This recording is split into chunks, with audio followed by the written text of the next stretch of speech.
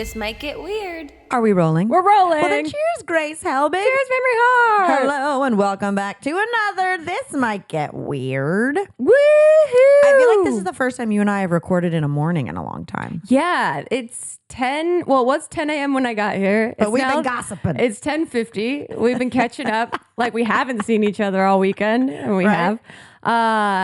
And I was just thinking the other day when you were like, can we record at 10 a.m. on Tuesday? I was like, yeah, that sounds great. Wow, I can't believe we used to record at like 9:30 every Tuesday morning for a while. It was a repetitive event in my calendar. I wonder if people can tell the difference. I'm sure they can. Really? I'm sure they could tell when we've had a little sips of something. Well, or whether we're just caffeinated. I've had only a couple of our pods where by the end I catch a buzz. You know what I mean? Yeah, where I'm it's literally one cocktail or one weed drink, and I'm so sensitive to it. But it's more like, is my voice different? You know, like, is it warmed up yet? Yeah, you sound grounded. I feel like Kathleen Turner, but I also probably sound like that at the end of the day. So anyway, there you go. This is a morning one, you guys. We're bright and we're squirrely. Yeah, Tuesday morning, which we're getting back in because Monday was Memorial Day. Yeah. Did you memorialize anything? Did you do anything? Saw Mission Impossible. Wait, okay, hold on. Yeah. Well, I talked to you Saturday saying we need to go see it. And then I said, well, we'll text you if we go. And then you guys went and didn't text us. Elliot did his podcast with Joe and Steve. And Steve was talking about Mission Impossible. And then we looked up, we found 2 seats. Okay. We went to Universal City Walk. Okay, no, Grace, literally, I got up because we were going to go on Sunday. We just rotted for 2 days. Yeah, and you know what? I needed it. I really needed it. Absolutely. But yesterday, I did get up and look up seats. Mm-hmm. The only mission that was impossible was finding 2 seats together. And that's why we found 2 at the not IMAX laser cinema, and it was definitely not IMAX. Yeah, at the Universal City Walk, which is in and of itself is a bit of a... It's Times Square. Yeah, it's a lot of tiny tasks to do before you can get into your seat at the theater. A lot of navigating to go through over there. And also, those movies, like, he's doing the missions. He's on the plane. It's not impossible. I'm pretty sure... he's getting these missions done. Yeah. Also, he has been for decades. Good Lord, was it gratuitous? Really? It is just, I don't want to spoil anything, but you could guess what's going to happen. He's going under cold water. He's flipping himself around this plane. He's flying this biplane now. Now let me, he's planes like, are by now? Maybe in this progressive Mission Impossible. Oh no, this woke plane. This woke liberal plane. They do also, I'm like, are these vehicles for Scientology? Has that been really? What this has been the whole time? I don't know. What, did you see undertones of it? There's just like when you think about, I saw a headline that was like, Tom Cruise saved the entertainment industry on a lie. And it was something about him during COVID telling other studios that they were still filming to try to encourage people to still film during COVID. I love guess. that. I don't know exactly the details. But I'm like, this Mission Impossible, I was like, are there super fans for this? Like, I've never really heard or seen them. And so like, why do they keep making these films? The thing is I feel like they... while ridiculous and way too long. Yeah, this one was very, very long. And there was 2 hours and 50 minutes. Thank God I didn't look it up before I went. See, I did. I always look up running time. And because here's the deal. I like daytime movies. Yeah. This was at like 12:30. Yeah. And I don't want to go sit down for like a 7 p.m. movie. Yeah, no. If it's 3 hours before previews. No. No, thank you. An hour and a half movie? You betcha. Yeah. No problem. But I'm not trying to leave them all when it's like scary empty. Yeah. No, this definitely took up the majority of our day, which was fine because it was going to be a rot day. Yeah. Anyway. And I'm really glad I didn't look up how long it was because there was one action sequence that seemed like this is the culmination of the movie. Oh, wait, now he's going to go in a plane. Yeah. Okay. It's all there's a whole other masturbatory. thing. It's so dramatic. I do think there are super fans, I guess. I don't know. It's like Tom Cruise is such an anomaly. Did you see the clip of him eating popcorn? Yeah. Yeah. And that got me good. That got me pretty good. Because I was like, he's just going, what's a different choice I can make? Like, he knows someone's going to see him doing that. However, I bet that's how he eats popcorn. Honestly, because men eat stuff weird. Let me just say that. Men, like, I've never seen Chip eat a nut, like a little handful of nuts, without shaking them in his hands first. Like he's rolling dice. Like a little shake. Yeah. Okay. And I feel like that's a common thing. Yeah. A little shake of like if you had a little handful of M&Ms, you might be like, one at a time. Yeah. Men, they give it a little shake. Yeah. They do a little maraca and then pop them. Like, what does that do to them? Activates the flavor? It infuses the oils, gets them all squiggly and ready to go. And that's how I felt about the Tom Cruise popcorn pop. Yeah. It was like he was an alien pretending to be a person. And he was like, must be how they do it. No. You just put it in your mouth like this. I think he's like, how can I make this popcorn more adventurous? Yeah. Yeah. You know, like, how can I make this popcorn riskier? I will, no spoilers, but I will say, because I haven't seen it yet. Yeah. Okay. No spoilers for yourself. Good parameters. I do love one thing about this franchise is when they rip off the face. Yeah. That part, I forgot that they do that. And I did squeal a little bit when it happened. I was like, oh, right. That's so stupid. I kind of still love that. That part's great. Because it looks insane every time they do it. And so the film in and of itself, I think it's in on its own joke. Yeah. You hope, right? Because it is pretty campy. It is just like so dramatic. Yeah, it's Hollywood. It's so silly. The way they hold this key, which is not a spoiler because it's from the end of the last one. The way they hold this key that's so important in the film is so funny. Like, now let me ask you. Yeah. Because here's the thing. Is when you go see an action movie like this, any action movie like this, if it's not like a personal grudge movie, then like there's usually something they need to get or like the whole world will be infected with a virus. Yeah. Is that? Yeah, that's what's going on with this one. Except it's like them against this like biotech virus. Yeah, like, because everyone's talking about AI is going to kill us all. And Mission Impossible got in on that theme, but in a very bizarre way. I always resign myself to the awareness that I only understand about 40% of what's going on in this film. Yeah. And so I did tune out a few times, close my eyes a few times. Elliot woke me up a few times. Oh, wow, you fully napped. I took a nap. Yeah, because he's in a submarine for a long time. And he is scaling every wall of the submarine. And I was like, this must be the trope that they're going to wake me up when he's above water. Exactly. I was like, I get what's happening here. He's got to find an out. But fun for the whole family. Listen, okay, I have a note about movies in general. And when you brought up AI, because this has been killing me. Okay. Is there anything that your siblings are doing that makes you really go like, oh, wow, we're getting old? You know what I mean? Like, have you seen anything happen within your siblings where you're like, oh, yeah, we're middle-aged now? Yeah, I mean, my nephew's in college. Right. And that's but huge. outside of age thing, you know what I mean? It's like... We're going to doctors a lot more. Okay. Like when I hear that Tim's gone to this doctor or that doctor. Like a podiatrist? Like that level of old? Yeah. Like doctors that like a specialty doctor that I've never heard of that exists before. That I'm like, whoa, okay. What body part's that? Yeah. It's no longer just like, hey, where are we getting drunk before Thanksgiving? No. Yeah. And he's like joining like community groups and things like that, which feels very like adult to do. I love it. Okay. Well, my sister, which I don't have to worry about, she doesn't know how to download podcasts. My brother, I think he listens. So hi, Dave. Hey, Dave. But one thing Annie did, and this was months ago, she's very, I know how old she is based on her Facebook posts. Okay. Yes, I'm still on Facebook. I know it sucks. It's just how I keep up with some people / remember birthdays. But so I saw this on her Facebook, and it was the first time I'd seen my sibling post something where I was like, I don't know if they don't know I don't know if they know it's AI. Oh no, yeah. Okay. And what it was, And ever since I like watched it and took a screen grab of it, I'm being fed these in the algorithm. Yeah, it's like, you must like this. Yeah, it was an all AI movie trailer for The Simpsons live action, starring Adam Sandler as Homer, Kristen Wiig as Marge, Will Ferrell as Ned Flanders, Jacob Tremblay as Bart, which is weird because now he's like 20. That was the kid from The Room. But like, it looked so bad and so dystopian and so weird. And I think she posted it and was like, hell yeah.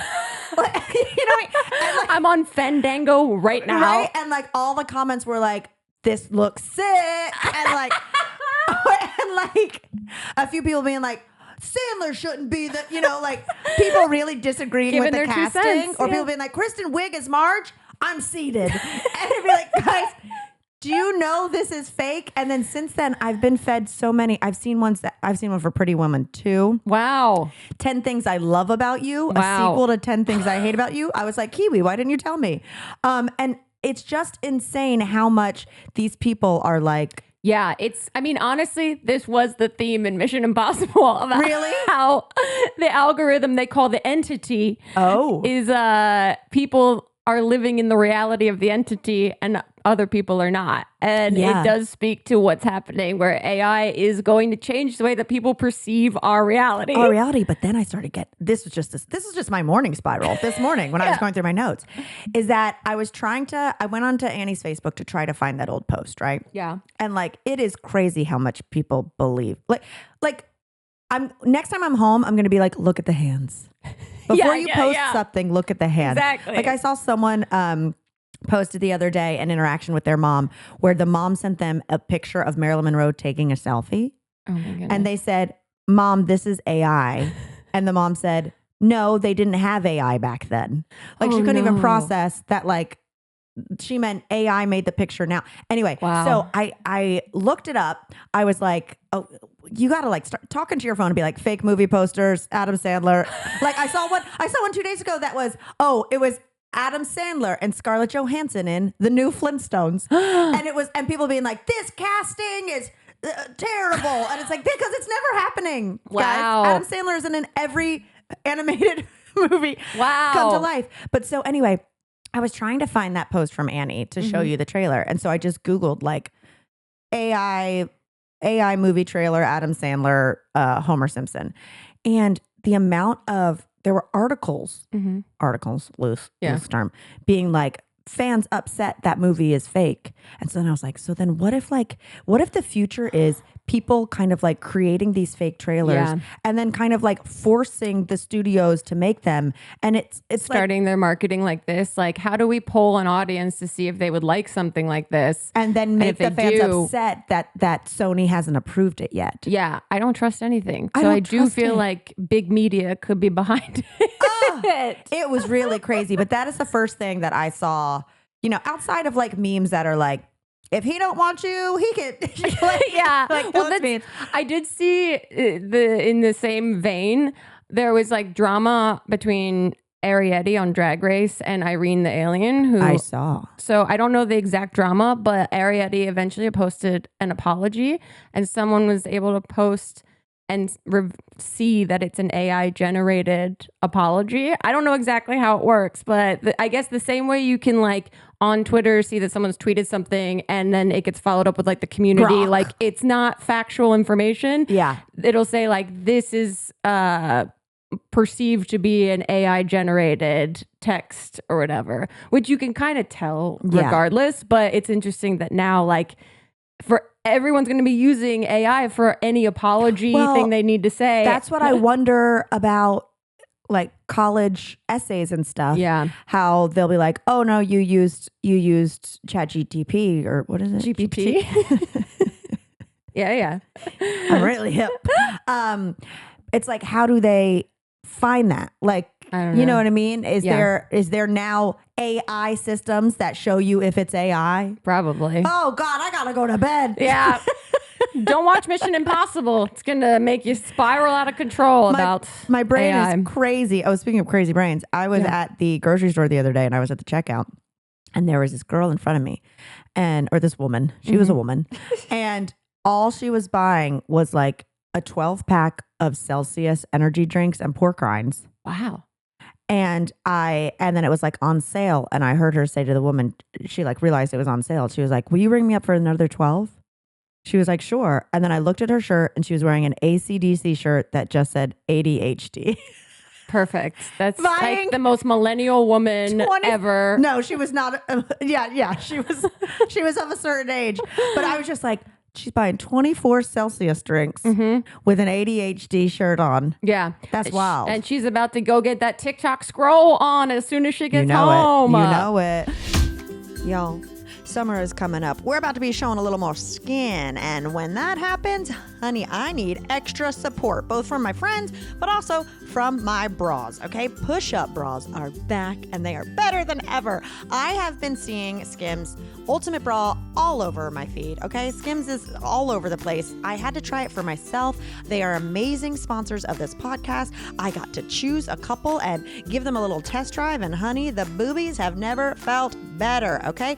Other push-up bras can be a little bulky and heavy, but this one from Skims lifts and supports like no other bra before, okay? I'm telling you, it's looking like I got a little work done. All right. Now, besides just push-up bras, my biggest complaint with bras, and the one that I probably use the most in the summer, is a strapless bra, okay? I want to wear that cute little strapless dress, that little bandeau top, little flouncy number, but the problem is I have to get a strapless bra that's so tight that I end up having weird ripples, okay? Back rolls. You know that quote from Drag Race. That's how I'm feeling when I am putting on a strapless bra, but not with the Skims strapless bra, okay? It doesn't feel like torture. It doesn't squeeze me into feeling like a pork loin, and it stays put, okay? Normally when I'm wearing a strapless bra, by the time I take it off at the end of the day, it's like 4 inches lower than where it started. The actual lines from the bra are not even near my boobs, but Skims stays in place, okay? Their ultimate strapless push-up bra is a total game changer. It lifts, supports, and actually doesn't start creeping down my stomach. No more awkward adjustments. No more headed to the dance floor and grabbing your bra and pulling it up to high heavens. This is the strapless bra I have been waiting for. So if you want to give it a try, if you want to try my favorite bras and panties, shop Skims Ultimate Bra Collection and more at skims.com. And after you place your order, be sure to let them know we sent you. Select podcast in the survey and be sure to select our show in the drop-down menu that follows. Give Skims a try. Summer will never be more lifted.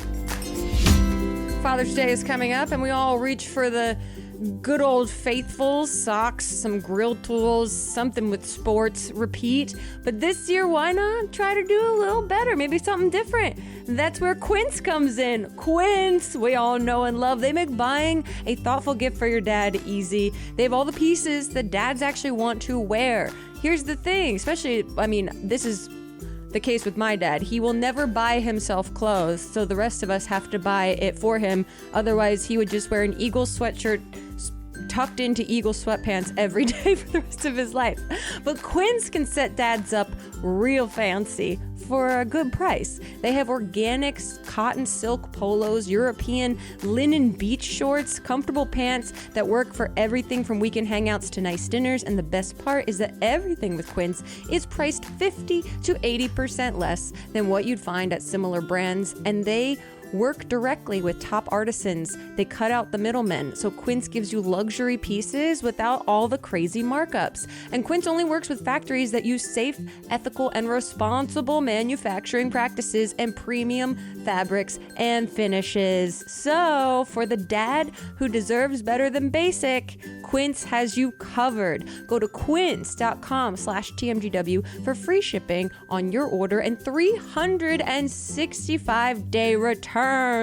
That's Quince, QUINCE.com/TMGW to get free shipping and 365-day returns. Quince.com/TMGW. I know I love the Quince clothing I have. I have a chic Sherpa black jacket with a zip-offable hoodie. It is luxury at a price I can afford, and your dad deserves it too. Not that jacket exactly, but you know, something similar. We had a fun weekend. We had a very fun weekend. It was wild, y'all. You might call it loco. Yes. Even. You've probably seen on our stories, we went to Bingo Loco. Which is something that I got fed as an event, but then you I were the one who were like, should we go to this? Yeah, I got fed it. The videos obviously are tailor-made, speaking of millennials, for millennial fun. Yeah. Bingo in a club setting. I mean, we could have come up with that. But here's the great part about it, guys, is that they literally are. So it's bingo on crack. You know what I mean? It's like you have the tables, you're playing bingo. You can see if you Google it, like it's like a fun, crazy, like spring break kind of bingo. However, the beauty of it is that I'm sure they have it in different places, but in LA specifically, it was held at a nightclub. Yeah.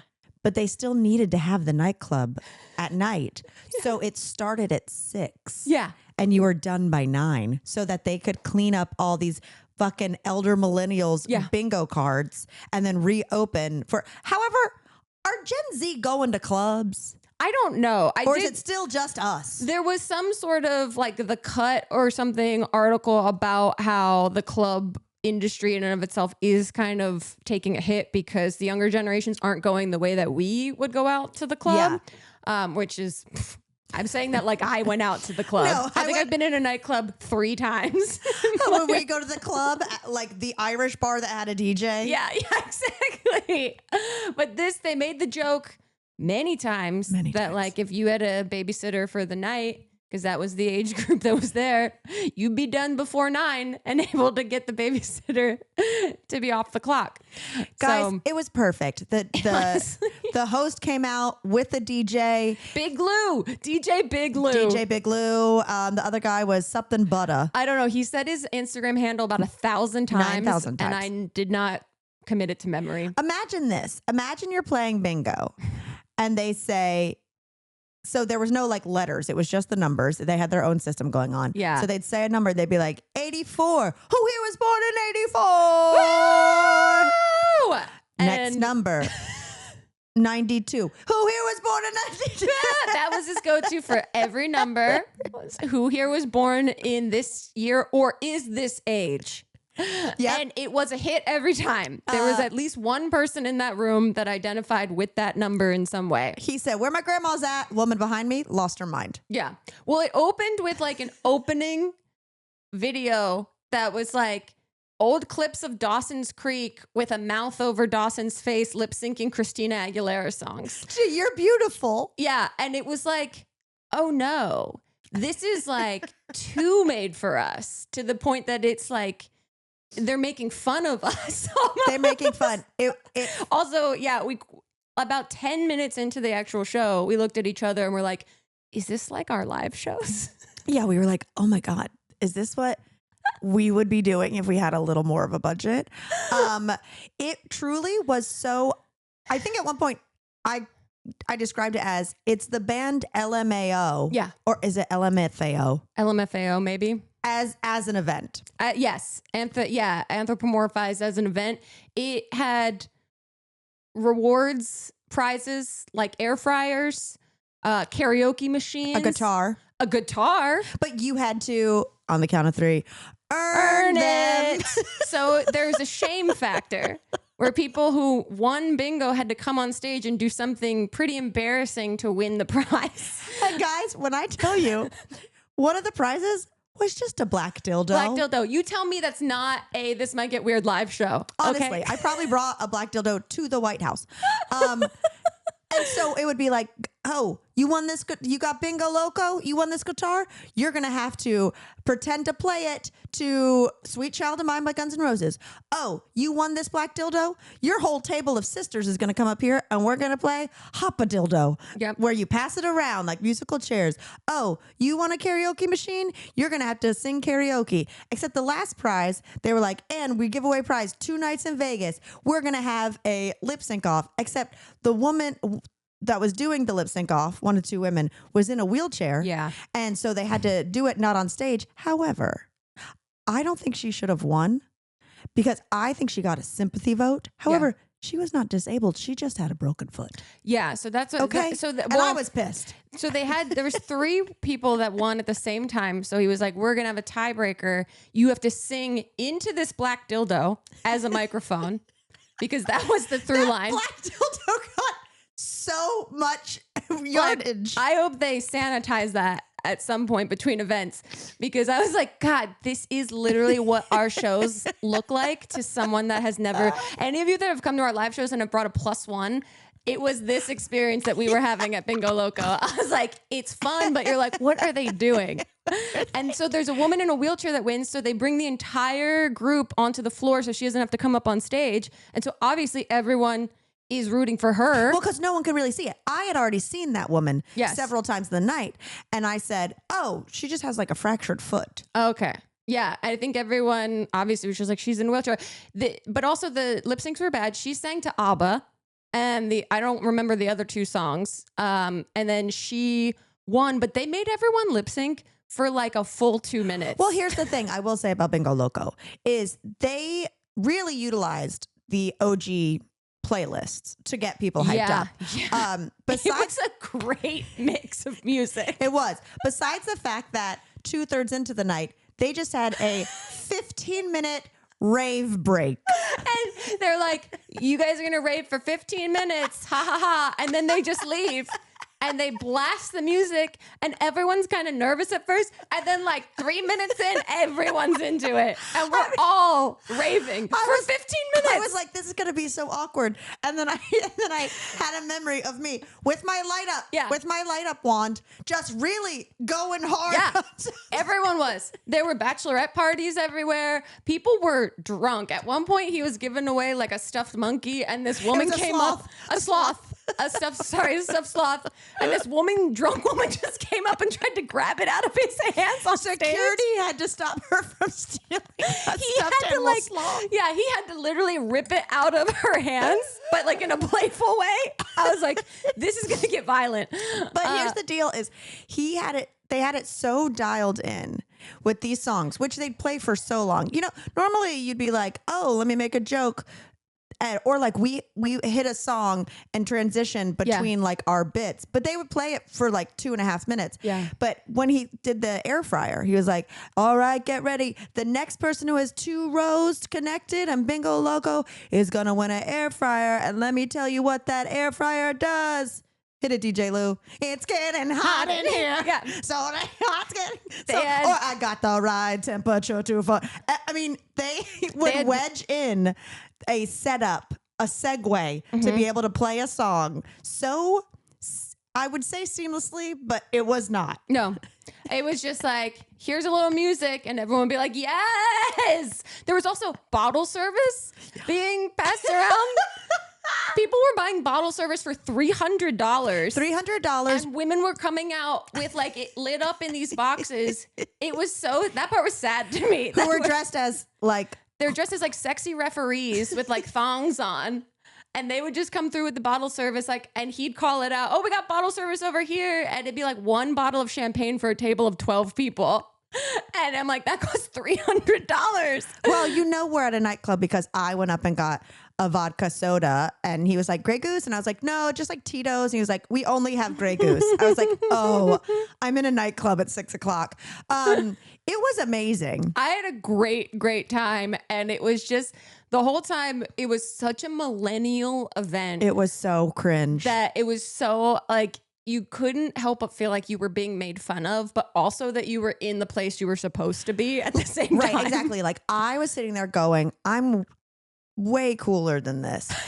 I was like, this event is essentially the embodiment of the Harlem Shake. Yeah. You know, I was like, I'm cooler than this. And then cut to me halfway mid through the 15-minute rave. Yeah. Just up and going. And when they announced the air fryer, I was like, I want to fucking win that air fryer. Yeah. They awarded like a disco hat. That was the one that was cool. We really wanted. It was a helmet covered in disco mirrors. Yeah. And I was like, yeah, that's good. That's really good. I said that. And even when we were leaving, this is when I knew I'd gotten too far into it. Yeah. Is I said to Chip, I said, should I ask him if I can take a pic in it? And Chip was like, no. was man. so fun. They're making bank. It's a genius. I wonder if they are. It's like a really genius idea. And it made me wonder if this is going to be like the way that people get back out and gather again. Well, people like experiences. I feel like that's always talked about is, the same way people want to do like, what is it? Escape rooms and things like that. They want it to be more experiential. However, here's what I'll say is I think they do make bank because we have seen the previews of these events where it's like, it looks like 500 people. It's probably at a big thing. It's because it's the same way why I don't like to do shows in LA. Mm-hmm. It's because it's hard to get people to come out in LA. Yeah. On a Saturday, forget it. But like if you're in the middle of random town, USA, or like I bet they sell 1 million tickets in Phoenix. You know what I mean? Like, or like, well, people had messaged me that they had gone in like North Carolina and other places across the country. And so because like when I first saw this, it was in LA, but they didn't have a lot of dates or locations. It feels like it's maybe doing well, and there's a lot more dates added and places added. Well, so see if it comes to Well, I think what they do is they franchise. Yeah. So I don't think it's this one guy. DJ Buddha is going everywhere. No, I think he lives in LA and he got trained to do this show there. So when it comes to LA, he's the host. Yeah. You know what I mean? I did think of some spinoffs. Great. I think I mentioned them, but Grace and I, of course, the whole time, because we are us, we went, how could we have our own one like this? Well, because it was so similar to what we do already. Yeah. That we're like, how do we, like, this makes sense. Yeah. If a touring company was to back us and figure it out and pay for the confetti cannons and come up with the ridiculous visuals on, I mean, you guys don't understand. It was like they put into a machine or a hand full of peanuts. Yeah. And it was like, here's 5 millennial things. Let's throw them. It was like you asked AI to create a millennial event. Yeah. And they were like, bingo in a club. Yeah. I was like, yep, we're down. Exactly it. Well, I think I might have talked to you about, here's 3 ideas for an offshoot if we were to rip them off. Okay. Love, laugh, lottery. Or live, laugh, lottery. Live, laugh, lottery. Like live, laugh, love. Yeah. So just trying to put millennial cringe with a game. Yeah, because I do think the giveaway things are what keep people interested and not getting totally shit-faced the whole time. We legitimately paid attention to bingo. Yeah, exactly. So you have to have something. So I don't know what live, laugh, lottery looks like. Yeah. Something with scratch-offs, something with numbers. Yeah. You figure it out. You can have multiple games. You know what I mean? Yeah. My next one is leaning very into late 90s MTV Spring Break called Spring Broke. Mm-hmm. So it's all those like things where they'd embarrass something. They'd be like fashion shows or this. I don't know the games. Maybe some spinning on a baseball bat to try to do something. But it's like spring break theme, but you win money. Yeah. Because you're spring broke. I think that's fantastic. There has to be one of those clear boxes that blow money everywhere. The money. You've got that. You've got like a chugging contest. Yeah. You've got like, these babes are going to sit on your back. How many push-ups can you do? You know what I mean? Maybe even like a we're going to crown Miss Spring Broke. Yeah. I think that's great. And then people come dressed like they're at like spring break, fucking Daytona Beach in 2002. How fun. I love that one. Love it. Next one goes less in the like the pop sphere and goes a little more rock. Again, don't know the games, but I'm just tying in the music. Instead of Lollapalooza, it's Dollapalooza. Okay. So again, I don't know how we're incorporating Linkin Park and Evanescence and what games it's going to be, but you win dollars. I think that's great. That's all you need. You need the seed of it where it's something very iconic in millennial history. Mm-hmm. And then you gamify it. Yeah, I think that's excellent. Honestly, going to this, I was like, this is so, I keep saying this, tailored to us. Mm-hmm. But I do think like culturally, we're at this impasse of people trying to figure out how to socialize again. Yeah. That stuff like this was like an easy way. Because I love going out to things that are activity based. Yes. While also still like drinking and hanging out and having a fun time. And it's up to you how much you actually want to participate in the game part of it. Well, our favorite game is people watching. Yes, this was spectacular for that. There was like a whole table that looked like Orange County Republicans at one point, of this like people that were they didn't look related. They looked like they were friends in their late 40s, early 50s, and that they had driven up from Huntington Beach. Yeah. Yeah. And one of them had to get on stage and she had to play a game that was like finish the lyric. Yeah, she was awful. She was awful at it. And then Chip and I went to a bar after, Clifton's, which is like the best. We went there on our second date. So I was like, hey, let's go get a drink. And then he didn't realize I was taking him back to, like, we hadn't been there in years. I know. Elliot was like, oh, if we knew that they were going there, I would have stayed. I was like, yeah. In comes, I see the little light up wands, and I was like, oh no, Bingo Loco has infiltrated Clifton's. and people were like leaving the wands, and you saw like the Republicans come in ready to party. Amazing. And Emmett was like, guys, it's 8:30. This place is also empty. Yeah. We left really expecting it to feel different. Yeah, that was the great part. Everyone was done by 8:45.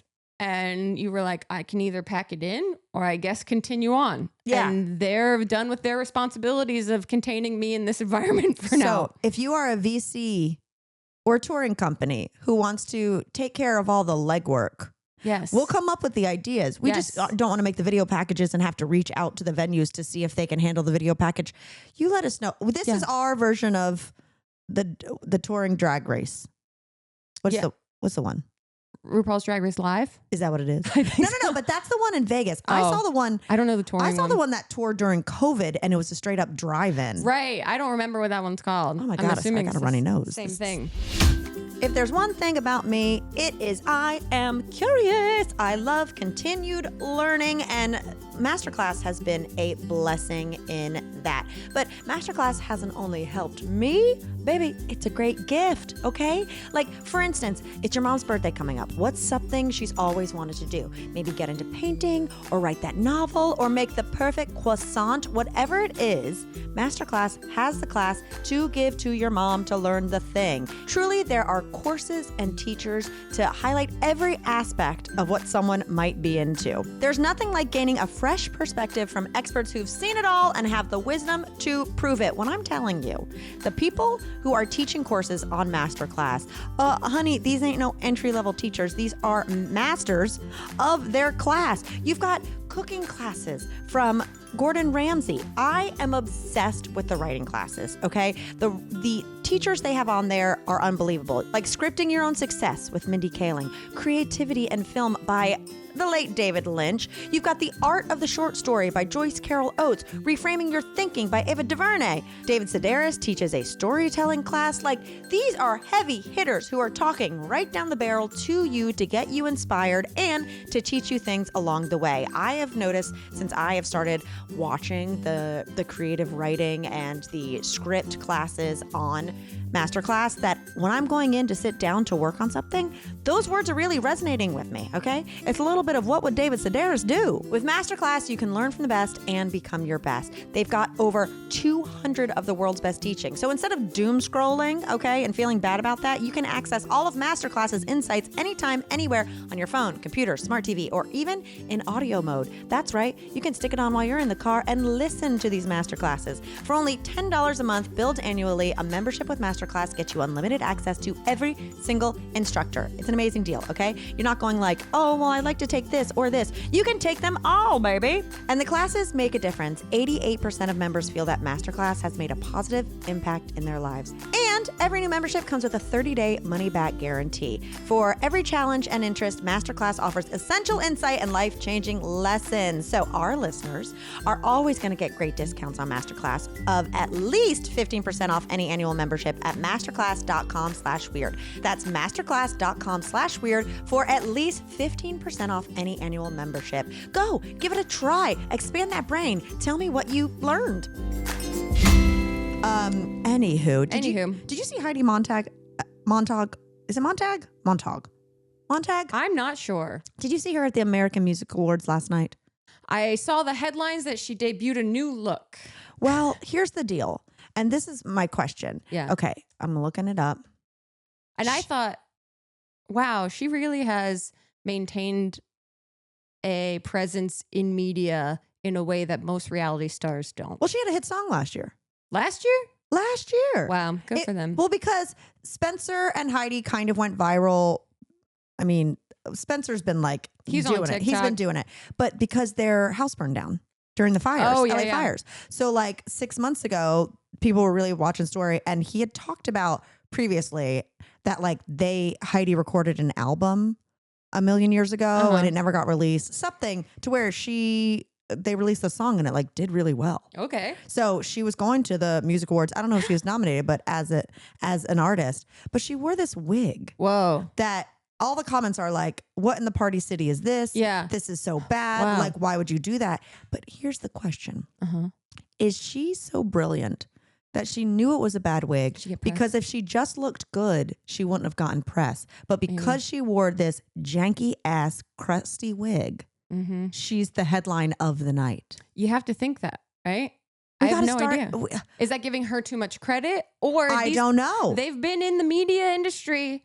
They're products of it. They are. So they know how it works. So it's not out of the realm of possibility. And isn't it so crazy that she, after the Hills, she shot to crazy fame because she got all those surgeries in one day. Yeah. And now like everybody looks like her.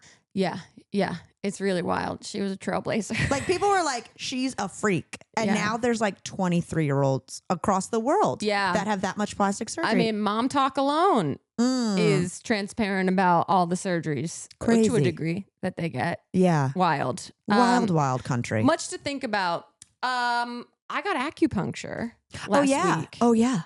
Big shout out to Hyperion Chiropractic out here in Silver Lake, woot woot, Los Angeles. Queer friendly chiropractic that has, I'm shouting them out because Matthew, the guy that works the front desk, messaged me and was like, I've been a fan, would love if you want to try one of our treatments.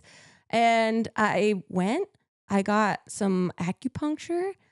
I loved it. Really? Yeah. And I forgot how much I loved getting acupuncture in the past. I've only had it like 2 or 3 times. Do you go in for ailments or for anxiety? Both. Okay. So you can go in for like, hey, hit me up with. I went because I have obviously, tension in my shoulders. I have tension in my lower back. So I've been running more. But also post-treatment, they say for people that have been through cancer treatment, it's very helpful to like get back into your body through acupuncture and also to like process trauma. Wow. Because a lot of trauma gets stored in different parts of the body. Your body keeps a score. Literally. And the guy he was his name was Austin. He used to backup dance for Kesha. Fun fact. Wow. Yeah. Okay. Or dance in Kesha's world at some point.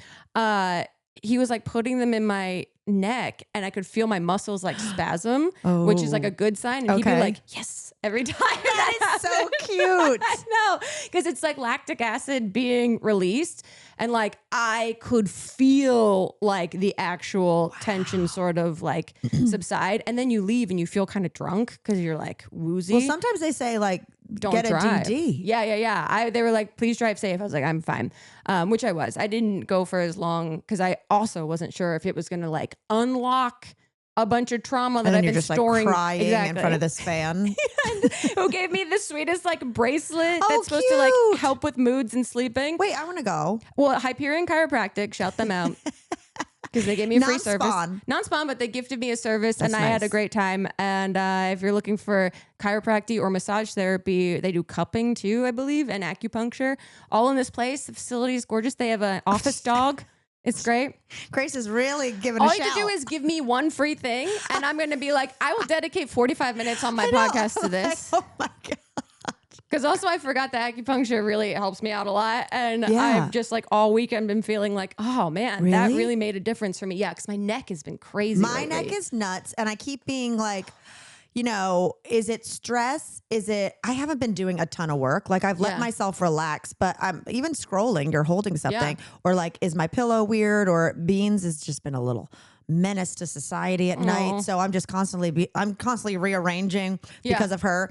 And so I want to try acupuncture. I want to go back, but it is like you have to sit there and, be aware that you have tiny needles in you. No, it doesn't hurt at all. There's like, the needles are so small. I was reading before that it's like 10 of the needles used for acupuncture can fit in one like hypodermic needle that you would normally get in like a medical office. So they're incredibly small. It's just the awareness that you have a bunch of tiny little. Well, it's also the awareness of being like you can't move, right? Because Chip and I were watching, well, we obviously Survivor finished last week. Yeah. Right? Was that last Wednesday? That was last Wednesday, Jesus Christ, I've lived a million years. Survivor, we did that. But then also him and I were crushing season 40. We've crushed a season of Survivor since Survivor ended on Wednesday. Wow, that's a lot of Survivor. It's a lot of Survivor because, like I said, we did 2 rot days. Yeah. So we were just banging out like 5 hours of Survivor a day. For sure, or more. And I loved it because it was the Only Winners season. Yeah, which I don't think we've watched. Oh, it's so good. It makes me want to watch it, yeah. But we were watching, the challenge where they just have to keep your hand up, and if you dip at all, like a big bucket of water falls on you. So I was like, I feel like that would be tough. Chip has a bad shoulder, so he was like, well, I couldn't do it. Hurt. I'm like, well, let's see. And I just held my hand up, and like even they don't even show they're cutting for passage of time. Yeah. After a minute and a half, I was like, I felt stuck. You know what I mean? I was just like, just having to even keep my hand up. So that's what I worry about, all the needles. If all of a sudden I'd freak out and just become Sonic the Hedgehog and go rolling down the streat. The intrusive thoughts are there. Yeah. But it's like, what if I just rolled on my back and pushed all the needles into me forever? But that's, I guess, part of the psychology of calming down is realizing, it's wild that I have these types of intrusive thoughts immediately. Oh my God. That I can't just relax. Oh my God. So we're on a mission for relaxation. I'd be like, can I get a needle for where are the intrusive thoughts held? He does give you, because he leaves the room for like 15 minutes. Oh my God. And he gives you a emergency buzzer that sits in your hand in case you need him for whatever reason. Can you scroll during those 15? No, that's the whole point. Really? You just lay like you're like meditating almost. So there is that to be considerate of. But as soon as he gives that little like life alert button, I'm like, well, what? So obviously I'm like, what if I just push this button? Well, that was me when I got the Prenuvo. Yeah, exactly. But this wasn't as claustrophobic. So thank you, Hyperion Chiropractic. Big fans. Let's answer some questions. We got a little update on our intro music here. I mean, should we have a call in? I think we should do it. A question from a listener. Send us like a 30-second voice note and we'll play that. That was amazing. Thank you, Teresa. Okay. Let's start here. I love that. Mamrie, I'm Britt. I'm from Indiana, and I've been listening for way too long. I started listening because I went on a vacation with my family, and my mom got super mad at me and gave me the silent treatment for half a week. So I filled the time listening to this podcast. I was just wondering, what is the most awkward vacation you've ever been on? Oh, wow. Wow. I'm really glad we could be there for you in your time of need, because my mom got mad and quit talking to me for half a week on vacation. Great. Most awkward vacation. Man, I'm trying to think of awkward. Well, I remember when I was younger, my mom and stepdad took me and my brothers on a cruise. Mm-hmm. We went to Disney, and then we went on the Big Red Boat, which is like the Disney cruise boat at the time. And I was in maybe 3rd or 4th grade. And my mom, turns out, really claustrophobic and like didn't like cruises. Oh my God. So we learned really quickly. I remember at dinner, they put you with other families. And it was like me and my brothers. I think I've told this on the podcast. I think you have, yeah. Yeah, that we were all sitting at dinner with this like other family, and everyone's getting along. And then my mom excuses herself.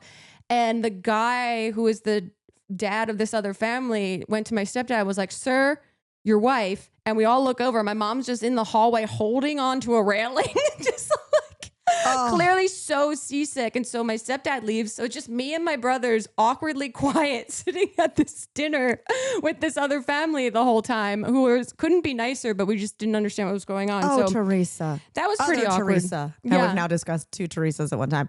Okay, yeah. That's the most awkward one that comes to mind. I have a couple. It wasn't like awkward for any specific reason, but I remember in college, my best friend Ashley and her boyfriend were going to the Bahamas with another couple because like his family had a timeshare. Nice. So of course for me, I was like, free vacation. And so like me and the guy I was dating went with, but I didn't clock how broke I was. Oh. So I just went free place. Yeah. And then I got there and I was like, I have no money to do. And like, I have no money. I was like this. So I just was like, you guys go to dinner. Like, it was so bad. But this isn't awkward, but it was definitely like one for the books. And I've talked about this before. It was a cut chapter from my second book. But one time, a million years ago, I'm sure I've told this before, but Michael Buckley reached out and was like, do you want to go again to the Bahamas? Do you want to go to Nassau? Do you want to go to the Atlantis? There is a country music group. It's like a mom and two sisters who are like doing this show for some offshoot country channel. Yeah. And they're doing a concert there. And I befriended them, and they want like fun personalities in the audience to be like, oh, we loved it, you know, like whatever. And so I was like, yeah, free trip to the Bahamas. Let's go. Right. And so I go and I meet Michael. And when I get there, he's already been there a couple hours, and he opens the door with a bottle of Prosecco and says, I left my husband this morning. And so all of a sudden the trip became, oh my God, my friend is going through it. And I mean, like, it was exactly what he needed. It was perfect. We were like being tossed around the lazy river. He no longer drinks. We were going crazy. He would happily tell this story. Yeah. No, this isn't an out. I love Michael. I sent him the chapter that I wrote in the book. Like, I think we got kicked out of the casino because he was doing back handsprings. Yes, that sounds about right. You know, it was what we needed, but in the moment, it was like, oh, things are different. Oh, we're not relaxing. Yeah, this is a different context. And honestly, it is like a compliment to you that's like a real superpower of yours, of like, if a friend is going through a time like that and needs to just like have fun. Go off. Yeah, like you're a perfect friend for that. Let's ride. Oh, when we were at Bingo Loco, I heard Ellie at one point go, this is what a cruise is. Yeah. He just kept being, because we all just kept trying to make sense of it, because it was like so specific and silly and fun and cringy all at the same time, that we're like, what does this remind us of? Wait, awkward too. You can read about it in the second book, is when I went on the Backstreet Boys cruise, because it was in the Mediterranean. And we were like, oh, this will be great, laying by the pool. It was blustery, raining sideways, and you're stuck on a Backstreet Boys cruise with nothing to eat. Excellent. Okay, here's another question. Hi, Grace and Mamrie. I have been a fan of you guys since I was in middle school, and I am now a first-year middle school teacher. And so my question is, as we get towards the end of the year, my kids are getting crazier and crazier, and I am running out of quippy, witty, funny, but also school-appropriate responses to when they do completely out-of-pocket things. So I'm looking for some quick reactions to things like burping really loudly while I'm in the middle of teaching, saying things like skibbity toilet over and over and over again, and of course the most classic one, just not shutting the heck up when they need to stop talking after being asked multiple times. So any advice you can give would be much appreciated. Thank you so much. Wow. You're doing the Lord's work. And also those timeline can't be real. We're not that old. I refuse to believe we are that old. Here's what I've been enjoying on the social medias. Yeah. Is when it's been this like trend, I think, of parents, you know, hidden camera style. Parents saying like Gen Z trendy words around their kids. Oh, yeah. And that, like, my friend Marina did it to her son, and she said something about like skibbity, and he was just like, how do you know that? Like, it freaked him out. So if I were you, what I would do is I would aggregate these words that you know they say, and I would say them back to them wrong. That's what I was going to say. Like skibbity commode. Yeah.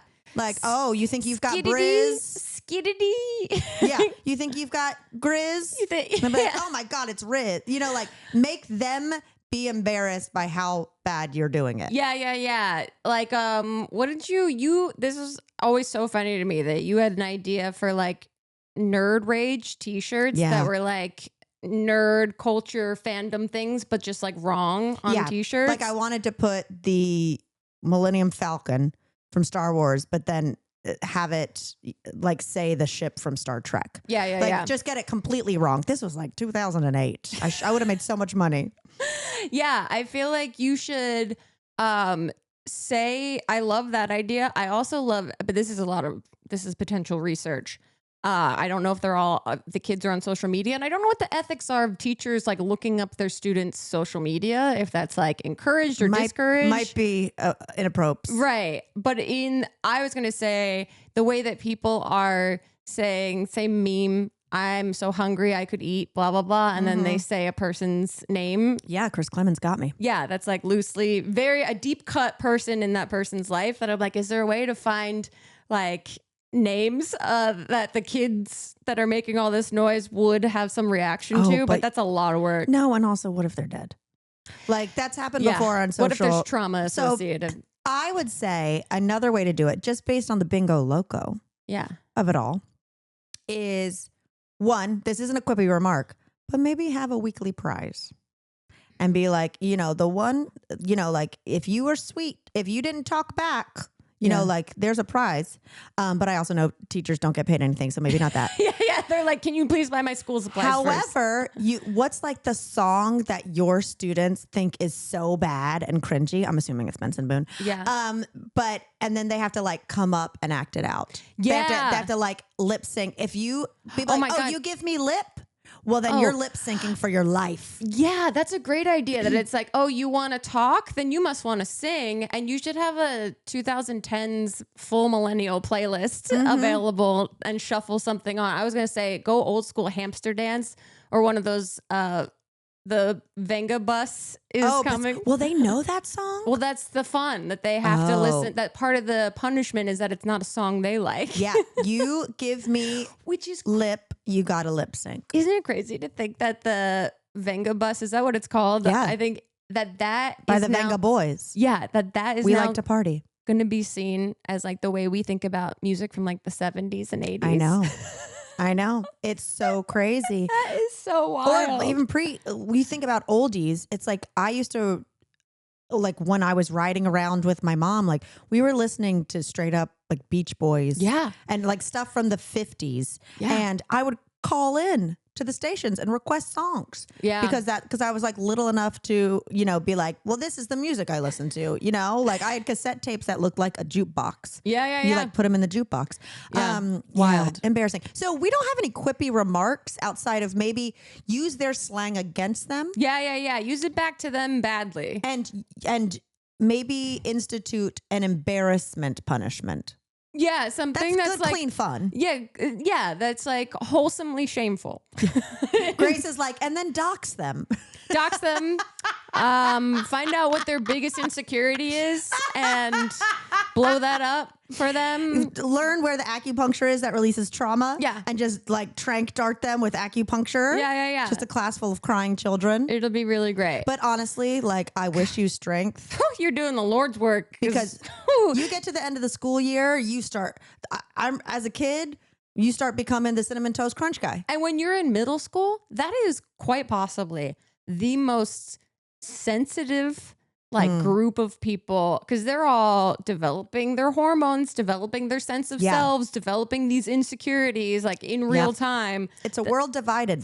Some people have started getting boobs, some not. Some people have kissed a boy, some not. Like it's a very and they're all on their phones. Well, see, we never had to deal with that. I know. I can't imagine. It's wild out there. Good luck. Good luck. Good luck. And also, don't forget, if you want to write in with your questions, email us at tmgwpodcasts@gmail.com. I love this new addition to the pod. Me too. I think it's fantastic. The only thing I have to plug is keep buying my book. Yeah. I love, also if you have the book, I have loved reposting and seeing people making the recipes and then tagging me on Instagram. Like nothing brings me more joy than that. Do not feel cringy. I want to see it. Yeah. And then you plug your stuff. I'll be in Chicago on June 14th and St. Louis on the 27th. There's like less than 10 tickets, I think, in both of those places if you want to get yours. And then Atlanta, there's still a bunch in Atlanta on July 7th. So get those. Also, just a little update so you guys can all relax too, is that Mamrie and I have come up with our tablescaping theme that we know that we are competing within a theme, but we figured out our theme as it applies to the Find Your Happy theme. I think we should leave that as a cliffhanger. Right. And next week, maybe we'll give you a little insight into what we have dialed into on Find Your Happy. I'm so excited. We've started like kind of buying the supplies for the DIY portion of it. I'm nervous. We have a direction, and I'm so excited about it. I'm excited about it too. I hope we can pull it off. Yeah, me I too. think it's a lofty goal, but I'm getting really pumped on it. Yeah, So, okay, so you'll be in Atlanta before you come back because you have to do load in. Yeah. Oh, I know. Trust me. The way I'm conceptualizing how we build this, I know I'll have to rebuild it in there. So I'm trying to figure out the best ways to take photos, to have reference things. We'll have practice builds. I'll have a hot glue gun with me just in case. In case I'm gonna overpack. Yes. Yeah. Amazing. Well, this was so fun. Super fun. We are fed, Mama. Over an hour. We are fed, Mama. Mama. Well, I'm gonna get off here because I'm gonna go down to our favorite place, Palm Springs. Yeah. And see Larry lose his mind running through a yard. Amazing. This got weird. This might get weird.